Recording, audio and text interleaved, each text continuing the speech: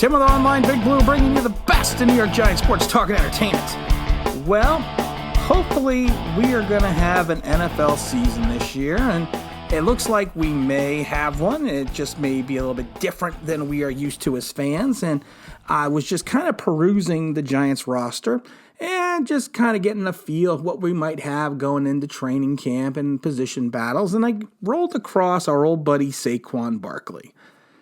Oh, and it got me thinking, when was the last time the New York Giants had a offensive player elected as the league's NFL MVP? Now, I was thinking going back, and if you think about it, of course, we had Lawrence Taylor in 86, and then I had to go to think to myself, wow, really, have we ever had an MVP that was an offensive player? And then I remember the story my father told me about Charlie Connerly in the 1959 season. He actually was they refer to as more of a shared MVP award with Johnny Unitas, only because of the fact that Unitas took the Sporting News MVP award, and Charlie got the what is now defunct Newspaper Enterprise Association NFL MVP award. So there was kind of a debate who really has that MVP award. I think in some ways they give it to the NFL records give it to Mr. Unitas, but old Charlie was one in my book still. And then I remember another one of my father's favorite players growing up hearing stories was YA Tittle, who of course had the MVP in 1962 and 1963. So then we drop back down again and we go, okay, so who won it with the Giants or for the Giants since 1963? And of course that would be our old buddy Lawrence Taylor in the 1986 season. But after that, we have pretty much had a drought, in reference to any type of MVP. Now, of course, they only give out one award. Now, they used to give it out dual awards going up from, I think it was 70 to 79. They had an NFC and an AFC MVP. But since 81, like I said, we've only had one NFL MVP. And that's, to me, that was kind of surprising for such a storied franchise. And then I was thinking to myself, if there was anyone on the roster right now who could potentially go for an MVP award, it would have to be Saquon Barkley. 5'11", 233 pounds, of course, out of Penn State. He had a fantastic rookie season, 261 carries, 1,307 yards, 11 touchdowns. Then he added another 91 receptions, 720 yards, and 4 touchdowns for a total for 15 touchdowns. If we truly are going to build the offense around Garrett's system. Now, like I said, we always hear the Garrett system, and I'm not sure what system it's going to be because Garrett hasn't called any plays in 5 years. Is it going to be the Garrett system, Don Coryell offense that he ran while he was the coordinator? Or was it going to be the different types of systems that he ran in the last 5 years with different, I believe it was 3 different offensive coordinators. So, it's interesting to think, okay, what system he's going to run. But no matter what the system is, Saquon Barkley is going to be the featured back. And we did a video about bold predictions. And one of our bold predictions was that we were going to have Saquon Barkley running for over 2,000 yards.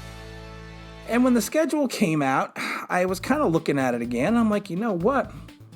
Realistically, I don't see why he wouldn't be able to rush for 2,000 yards. The schedule, while it's not I would not say it's an easy schedule, but it's nothing you look at it and go, Now, of course, we do play some teams, that are going to be difficult with the Steelers and the Browns and the Ravens. But you know what? I think that Saquon is basically, like we've all seen, he is an all-world talent. We just need to keep him healthy. And we just need to keep a good offensive line around him. And I think Gettleman has addressed some of the offensive line needs. I'm outside of the Andrew Thomas picks. I'm not as fired up on some of the line picks that some other people are. But you know what? I think we're going to have a stout enough line that he can produce MVP-type numbers. And that even on a bad season in 19, and like I said, compared to his rookie season, 19 was a bad season, he still rushed for over 1,003 yards. 6 touchdowns rushing, 2 more in receiving. He had his best games, of course, when Eli Manning was behind center. But I think that has to do with more with the fact that Eli has he's a veteran and had more of the ability to make line adjustments to make life easier for Saquon. And that's something I think Daniel Jones is definitely going to learn over time, and hopefully he's going to learn and progress over that during the season going into a second year. But then I thought to myself, you know what I think is going to be the biggest obstacle to him winning the MVP? It's just the fact that he's in the running back position. If you think about it, the last MVP winners going up to 13, you got Lamar Jackson, Patrick Mahomes, Tom Brady, Matt Ryan, Cam Newton, Aaron Rodgers, Peyton Manning, and then finally Adrian Peterson. So it took from 7 years for Peterson from where we are now, but then after you look at Peterson again, it goes Aaron Rodgers, Tom Brady, Peyton Manning, Tom Brady, and the LaDainian Tomlinson. And so, like I said, it seems like there's, and that's why I was kind of interested. There seems at any time where being between a 5 to 8 year gap between when a running back wins an NFL MVP. Because then, like I said, after Tomlinson, Sean Alexander won one, but then you went Peyton Manning, and then it was shared with Steve McNair, Peyton Manning, Gannon, Warner, then Falk. It wasn't until you got until the late 90s did you start seeing running backs win MVP awards. So, if you go back to, 2000 when Marshall Falk won it, so we're looking at 19 years, we're looking at let's see, we got Falk 1, 2, 3, 4 running backs winning the MVP in 19 years.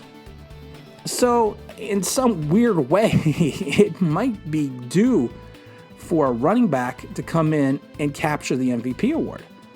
And then who wouldn't be a better candidate than our old buddy Saquon Barkley? Because like I said, if we build the offense around him, I can't see why he couldn't run through like he did in his rookie season. His rookie season, everyone knew he was going to be special, but and like I said, his second season, the injuries I think cost him more, and I don't think he should have came back as quickly as he did.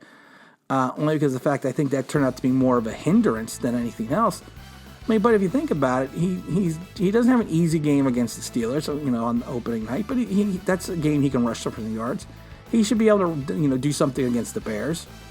49ers may be a tough challenge, but then he's got the Rams, he's got the Cowboys, and he's got the Redskins. Now, of course, the Cowboys do have a good defense, but Saquon has had some good games against Dallas. And then he goes, Philadelphia, which I could see him having a good game against the Link. Again, Tampa will be improved, but like I said, they've had some Swiss cheese moments on their defense. And the same thing, then you got Washington and the Eagles again. Then he's got Cincinnati. Seattle will be a test. Arizona, I think we can run through. Cleveland, I think he's gonna, he could have some difficulties, but I think he could play well. Then really the biggest challenge to me is Week 16 against the Baltimore Ravens. And like I said, we'll have to see if the Ravens are competing for a playoff spot or if they've already got it in the tank. So they, like I said, they may not be playing all their stars, and who knows? The Giants may be going up for a playoff spot at that point as well. And then we finish off with the Cowboys. So, you can easily see him progressing through the schedule. And like I said, to me, the hardest part of his schedule comes into the latter part. So I think that will be interesting to see. But like I said, if we're going to tailor the offense around him, and we're going to go more with what they did with Ezekiel Elliott in Dallas, I personally believe that Saquon is a better runner, and I think he's a better pass receiver than Mr. Elliott. And I'm not saying that because I'm trying to be biased because I'm a Giant fan, but I just feel that he's got more potential. We know what they have. You know what you have with Zeke now because he's been in the league 5 years. We don't fully know what we have with Saquon at the moment, and we can only hope that he progresses. Hope that the old saying with hope he gets coached up. Because like I said, we have Joe Judge is now not only our coach and he's also our teacher. So hopefully they they figure out a way to try to keep him healthy. They try to figure out a way to try to keep him on the field. And because like I said, my biggest concern with Shermer was you're running the ball so well with Saquon, and then you stop and you go, well, we're gonna put in Gallman now because we're gonna change things up. We're smart. It's like, no, you're not smart. You know what? If I could run Saquon 400 times, in a game, I'd run him 400 times in a game. Because I saw too many drives last year where we stalled after Saquon came out of the game. So, I mean, I don't know if that was the lack of preparation during preseason, but like I said, it was frustrating at times. But why couldn't Saquon capture the MVP award? That's my question. And again, this is Tim with Online Big Blue, bringing you the best in New York Giants sports talk and entertainment. As always, if you could if you could subscribe, if you could ring the bell, if you could go find the set of keys that I lost in the front yard, that would be awesome.